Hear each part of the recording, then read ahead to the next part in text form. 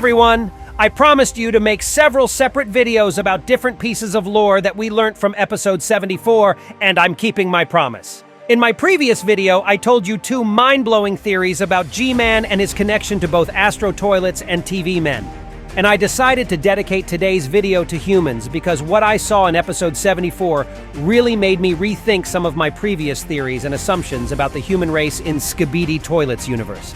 How exactly did Skibidi's song work, and why it is infecting the people's brains? What was the purpose of keeping the people we saw in episode 74 alive, and why weren't they meant to be turned in Skibidi toilets?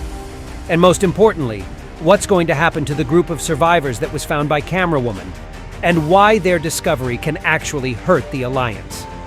If you want to know the answers to all these questions, then get your tea and snacks ready and prepare to watch this video, because I saved the most interesting information for later, as always. And let's go!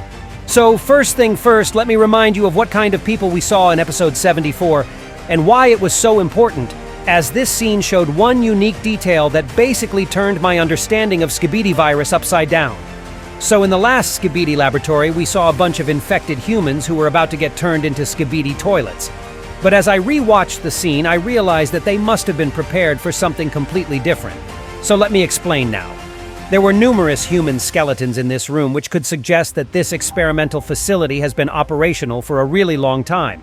And people were getting infected and then turned into Skibidi toilets under the influence of Skibidi song. But based on the large number of skeletons in here, I can assume that lots of people failed to survive this process of infection, and only the strongest species stayed alive and went through this disgusting transformation. Although I must say that in this room, we saw the results of only the earliest stage of infection, so it wasn't complete yet. And what is the most important thing is that there were no visible toilet tanks, implying that people may only turn into Skibidi toilets as they got infected while sitting on or being near a toilet. So all the humans in the scene are alive, but clearly infected, and their minds are corrupted by the incessant playing of the infectious Skibidi song.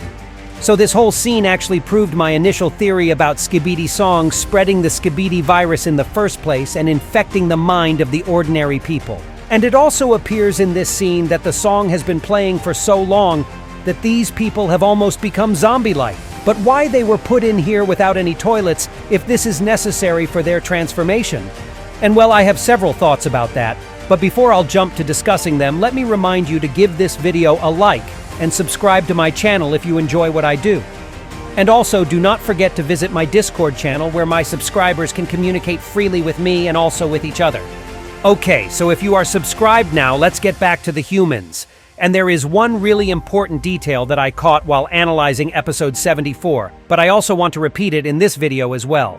Two men from this crowd of infected humans looked really similar to the guys from the legendary photo we were shown in the second part of episode 70. So this guy in scientific clothes looks really similar to a scientist from the picture with Boom, and this deformed dude next to me almost looks like a guy who was shaking hands with a secret agent himself. And if these guys were really once the first scientists of Alpha Hill's laboratory, the level of disrespect to them would seem just crazy to me.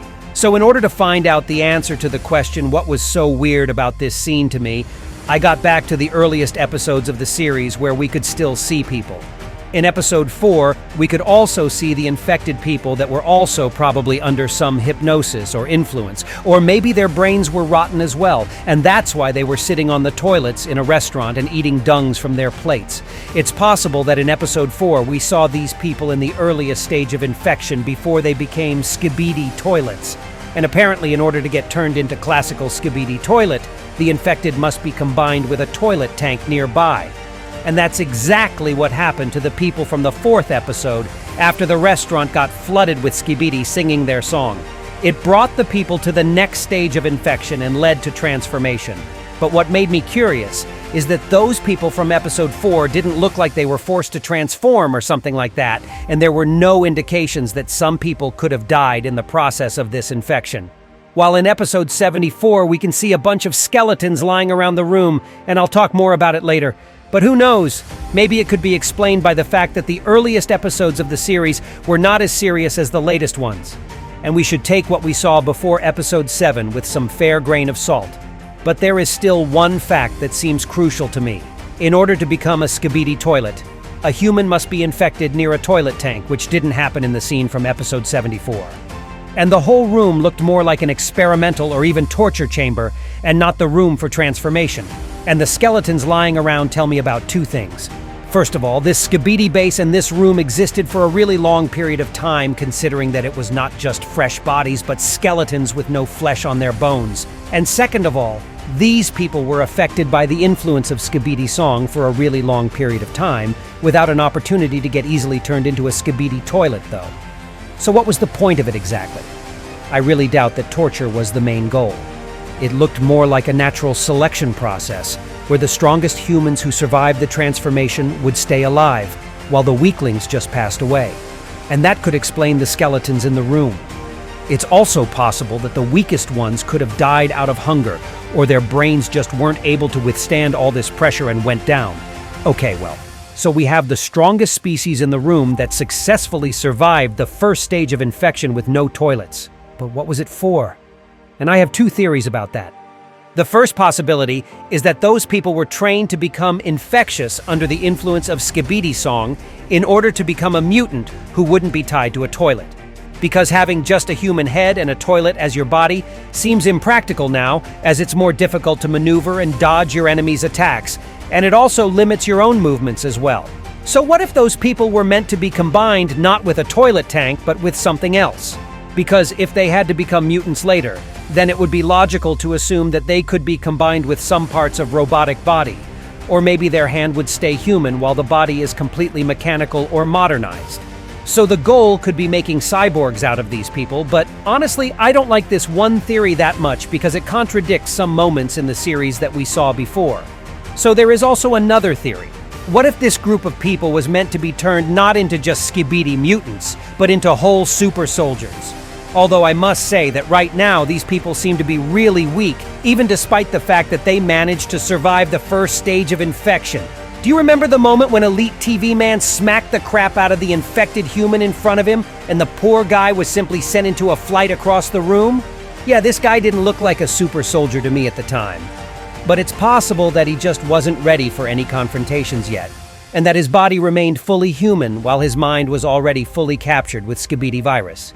And it's possible that sometime later those survivors would be deprived of their weak human bodies and they would be heavily modernized or equipped with other parts of their new bodies, which could be parts of the captured agents of the Alliance, by the way, considering that they are robots according to my major theory. But there was also another group of people I'm really curious about, and it's the survivors that were found by Camerawoman in the secret scene to the full episode 73. And we also know that there is one infected with the Skibidi virus among them. So what could happen to them all afterwards?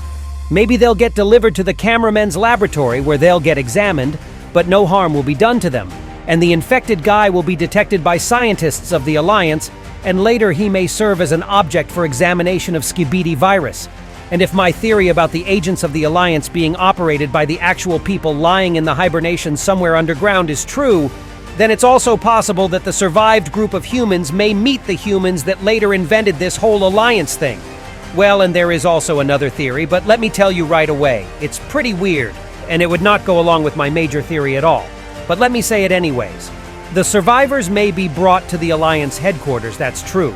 But what if instead of helping them, the Alliance would treat them as objects for getting turned Inro robots instead of Skibidi? But that would cross my theory about the Alliance.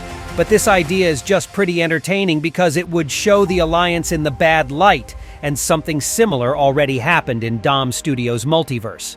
And what do you think about it, my friends? And that was all for today. I really hoped you enjoyed today's video, and if you did, hit the like and subscribe buttons, and don't forget to also join my Discord server where you can communicate with each other freely and share your own theories with me.